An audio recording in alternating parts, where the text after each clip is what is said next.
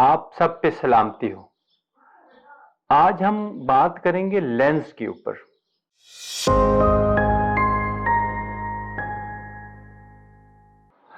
अच्छा, आप देखें कि एक जो बड़ी इंपॉर्टेंट चीज होती है ना, वो लेंस के अंदर जो अपर्चर होता है, वो अपर्चर एक ओपनिंग होती है, एक होल होता है, एक डायफ्राम होता है, जैसे हमारी आंख के अंदर एक, या उसको बहुत सिंपल आप समझें तो वो एक टूटी होती है। एक टूटी को जितना ज्यादा आप खोलते जाते हैं, पानी उससे ज्यादा आता जाता है, जितना उसको आप कम करते जाते हैं पानी। तो ये लेंस के अंदर जो अपर्चर होता है ना, बेसिकली तो वो ये काम करता है, रोशनी को कम या ज्यादा करता है। बेसिकली आप समझें, टूटी है, अब ज्यादा खोलें ज्यादा पानी, कम खोलें तो कम, बहुत सिंपल। लेकिन क्या होता है कि इसका जो इफेक्ट इमेज के ऊपर या तस्वीर के ऊपर होता है, वो ये होता है कि इसकी टूटी जितनी बंद होती है, हमारा इमेज इतना शार्प होता है, या उसे टेक्निकली डेप्थ ऑफ फील्ड कहते हैं। डेप्थ ऑफ फील्ड ये होता है कि जब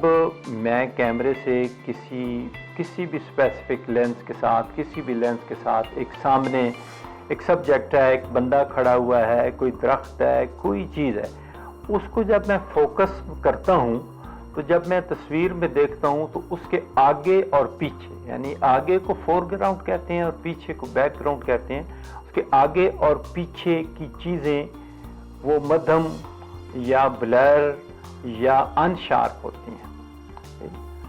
अब ये होता है कि ये पूरे अपर्चर के साथ मैंने तस्वीर, अब ये है कि मैंने कैमरा, लेंस, डिस्टेंस, किसी चीज़ को नहीं छेड़ा और मैं अकॉर्डिंगली उसका अपर्चर बंद करता जाता हूँ, उसका अपर्चर क्लोज करता जाता हूँ, तो मेरी जो वो शार्पनेस की जोन है वो आगे और पीछे बढ़ती जाती है।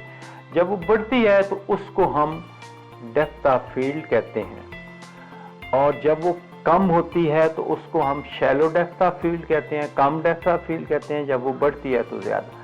तो अपर्चर जो लेंस के अंदर एक मेन चीज होती है और जिसका फोटोग्राफी में बहुत ज्यादा इस्तेमाल है, उसका आप देख लें कि सिर्फ दो काम है।